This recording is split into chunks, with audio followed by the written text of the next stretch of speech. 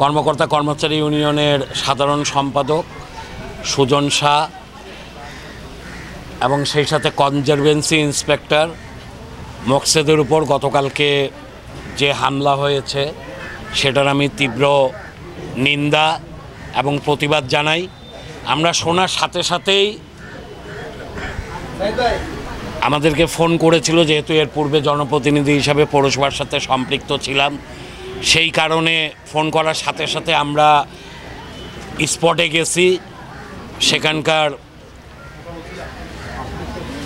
অবস্থা আমরা সবাই মিলে চেষ্টা করেছি যে আর যেন এই বিষয়টা বেশি বাড়াবাড়ি না হয়, সেই ব্যাপারে আমরা সবাই সচেষ্ট ছিলাম কালকে। আমার একটা কথা, যদি পৌরসভার এই জায়গার বিষয় যদি কারো কোনো কথা থেকে থাকে, সেটা পৌর প্রশাসক রয়েছে, পৌর কর্মকর্তা কর্মচারী রয়েছে, পৌরসভায় এসে কমপ্লেন দিবে, পৌরসভায় এসে সেই ব্যাপারে বিচার দিবে। কিন্তু কারো গায়ে একটা সরকারি দায়িত্ব পালন করতে কোনো কর্মকর্তা যদি যায়, তার কাছে যদি খবর আসে, সে যদি সেই স্পটে যায়, তার গায়ে হাত তোলা এটা অবশ্যই অনৈতিক এবং অনৈতিক কার্যক্রম হয়েছে। আইনগতভাবেও এটা কাজটি ভালো হয়নি, আমরা এর তীব্র নিন্দা জানাচ্ছি। গতকাল রাতে সুজনের যে অবস্থা দেখেছিলাম, প্রায় 5 ঘন্টা ওর জ্ঞান ছিল না, 5-6 ঘন্টা পর তার জ্ঞান ফিরেছে। এখনও সকালে হাসপাতালে গিয়েছিলাম, মোকসেদ ইকে দেখেছি, এখনও সুজনের অবস্থা খুব একটা ভালো না, সে এখনও খারাপ অবস্থায় রয়েছে। তো আমরা চাই যে সুষ্ঠু বিচার হোক, যারা এদের সাথে জড়িত, যারা এই বিষয়ে জড়িত, তাদের দৃষ্টান্তমূলক শাস্তি আমরা চাচ্ছি। আর সেই সাথে পৌর প্রশাসক মহোদয়কে বলবো যে যেহেতু এখন পৌরসভায় জনপ্রতিনিধিরা নেই, আপনারা দায়িত্বে রয়েছেন, আপনাদেরই 5 জন অফিসার উপজেলার এখানে দায়িত্বে রয়েছেন, আপনারা সবাই মিলে এই ব্যাপারে কঠোর পদক্ষেপ গ্রহণ করেন, আপনাদের কাছে এই অনুরোধ করছি।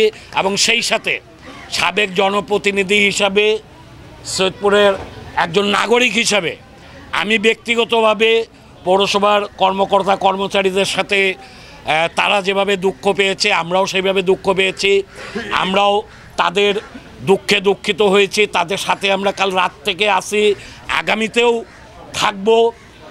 কিন্তু তারপরও আমি তাদের কাছে অনুরোধ করব যে যেহেতু পৌরসভা একটি সেবাধর্মী প্রতিষ্ঠান, পৌরসভার কাজ হইল জনগণের সেবা দেওয়া, পৌরসভার কাজ করতে যে অনেক ধরনের ঘটনা ঘটেছে, আমি অনুরোধ করব পৌরসভার কর্মকর্তা কর্মচারীর কাছে যে আইনগত ব্যবস্থা গ্রহণ করা হোক, যারা এটার সাথে জড়িত তাদের লিস্ট করে তারা যেন আইনের অধীনে আসে, সেই ব্যাপারে প্রশাসনকে প্রেশার দেওয়া হোক পৌরসভা পক্ষ থেকে।